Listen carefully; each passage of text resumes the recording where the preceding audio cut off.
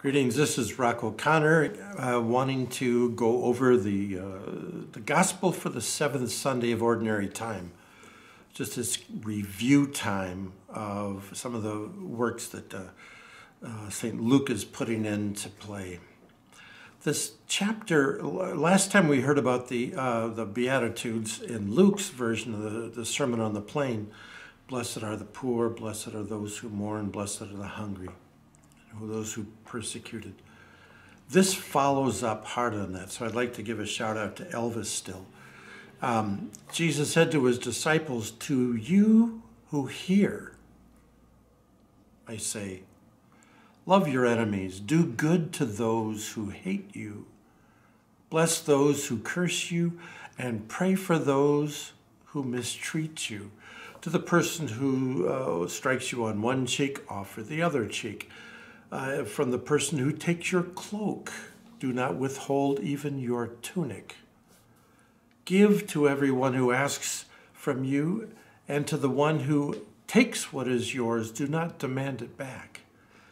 Do to others as you would have them do to you, for if you love those who love you, what credit is there in that? Even the sinners love those who love them. And if you do good to those who do good to you, what credit is that to you? Even sinners do the same. If you lend money to those from whom you expect repayment, what credit is that to you? Even sinners lend to sinners and get back the same amount. Rather, love your enemies. Do good to them. And lend expecting nothing back. Then your reward will be great, and you'll be children of the Most High, who himself is kind to the ungrateful and the wicked. Be merciful, just as your Father is mercy. This last little bit, stop judging, and you will not be judged. Stop condemning, and you will not be condemned. Forgive, and you will be forgiven. Give, and gifts will be given to you. A good measure, pressed down, shaken together, and overflowing, will be poured into your lap. For the measure with which you measure will in return be measured out to you." Now, obviously that's the Sunday Gospel. Here's what I find the impact of that is. It fits right in the midst, right down the pike, right down the plate. It's a strike. It's about possessiveness and the demand that possessiveness exercises. It's about our expectations and the implicit demand and aggression that underlies our expectations. It's about our capacity and really, I guess you'd say, willingness to divide the world up into who is worthy and who is not. What this part of the Sermon on the Plain does in Luke is we can imagine ourselves, okay, we kind of got life like this. And it goes, boing. Take a look. Why don't you like any of this? Love your enemies. Are you kidding? Okay, I could spout that. I should love my enemies. I ought to love my enemies. I need to love my enemies. And then 5 minutes later, walk out and like, rah, rah, rah, rah. Bless those who curse you. Pray for those who mistreat you. Yeah, once in a while. Do not withhold even your tunic. Give to everyone who asks of you. It's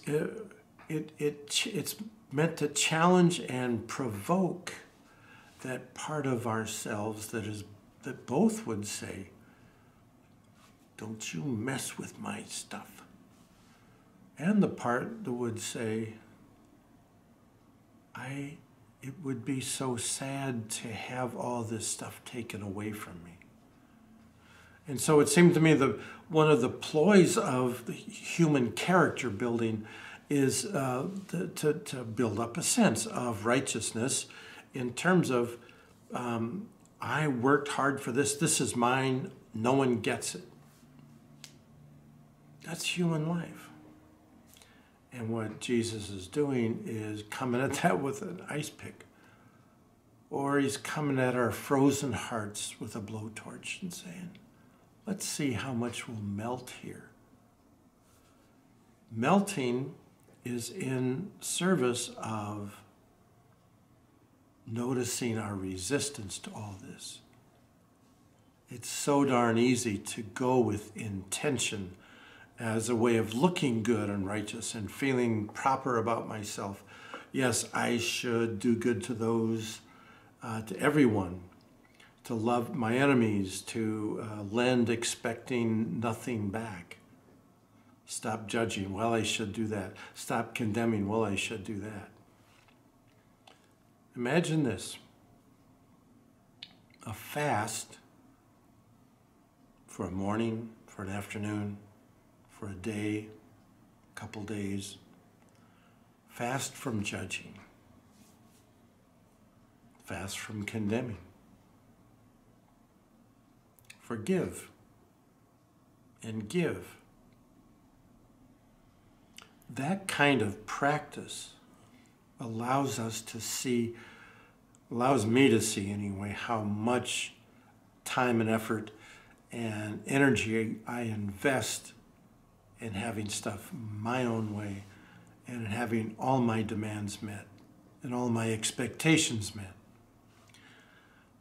Again, what I believe Jesus is doing is provoking that and saying, I don't like that. And it's in that moment we get to have a new conversation with Jesus.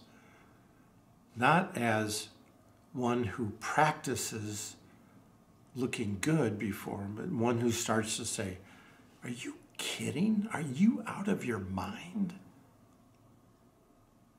That's a whole different kind of conversation to have.